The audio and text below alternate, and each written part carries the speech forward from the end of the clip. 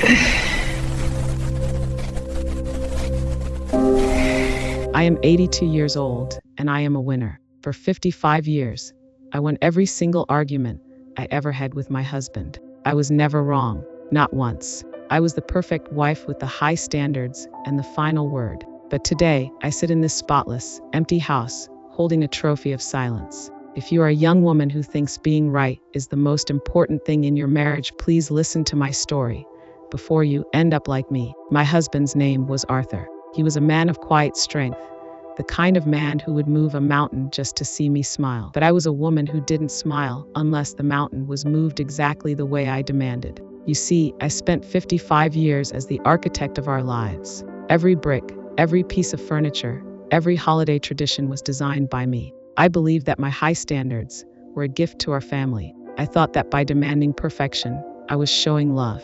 But the truth is much darker. My perfection was a cage, and I was the jailer. In the early years, the arguments were smell a dish left in the sink, a bill paid a day late, a tone of voice I didn't appreciate. But even then, I never backed down. If Arthur tried to explain himself, I would cut him off with a look of pure disappointment. I discovered early on that I didn't need to scream to win. I just needed to be cold. I would become a statue of ice, withholding my warmth, my touch, and my conversation until he finally broke. He would always be the one to come to me. He would always be the one to say, "I'm sorry, Martha. They'll do better." And I would accept his apology with a nod of superiority. Convinced that I had won another battle for the sake of our perfect home, I didn't realize that every time I forced him to apologize for something he didn't do, I was killing the very thing I loved about him, his spirit. The decades rolled by, and my pride became my most loyal companion. I became a master of the silent treatment. To me, it felt like dignity.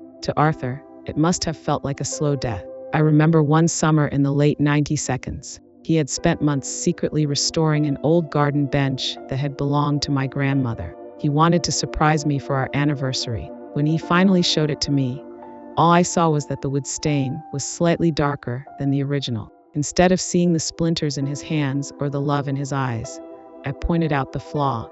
He tried to laugh it off, saying he could sand it down and try again.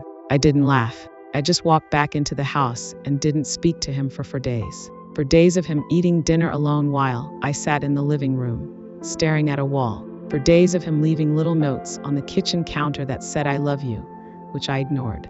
Finally, on the 5th morning, he came to me in tears. "Martha, please," he said. "I'm sorry I ruined the bench. Just talk to me." I let him beg for 10 more minutes before I forgave him. I felt powerful. I felt right. But as I sit here now, 82 years old, I look out at that bench in the yard and I see it for what it really was. A monument to a husband who tried his best and a wife who was too proud to be kind. I won that argument, but I lost the sound of his laughter in our garden. I remember our 50th anniversary party. Our children stood up and talked about our perfect mother and our gentle father. They called us an inspiration. I stood there, glowing with pride, holding Arthur's hand. His hand was cold and it was trembling. I thought he was just getting old. I didn't realize he was shaking because he was standing next to the person who had spent a lifetime making him feel like he was never enough. I never asked him if he was happy. I never asked him if he felt loved. I was too busy being right to ever be curious about his heart. My pride was a wall so high that I couldn't see the man dying of loneliness on the other side. Arthur's heart gave out on a Tuesday morning. In the hospital, as the machines beat their final, rhythmic warnings, I sat by his bed. Even then, my pride wouldn't let me go. I wanted to tell him I was sorry, but a voice in my head whispered, "If you apologize now, you admit that 55 years were a lie." So I waited. I waited for him to wake up so I could find a dignified way to say it.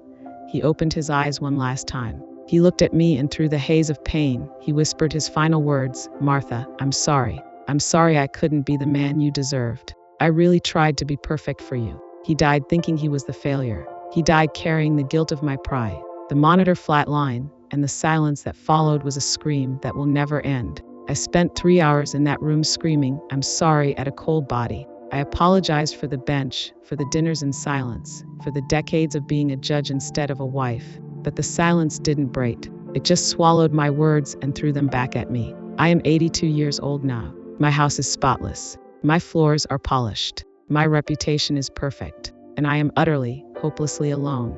I sit at this table with two sets of china, but only one is ever used. I am a winner. I won every battle, and my prize is a graveyard of memories. If you are listening to this, and you are currently winning an argument with the person you love through silence or pride, stop.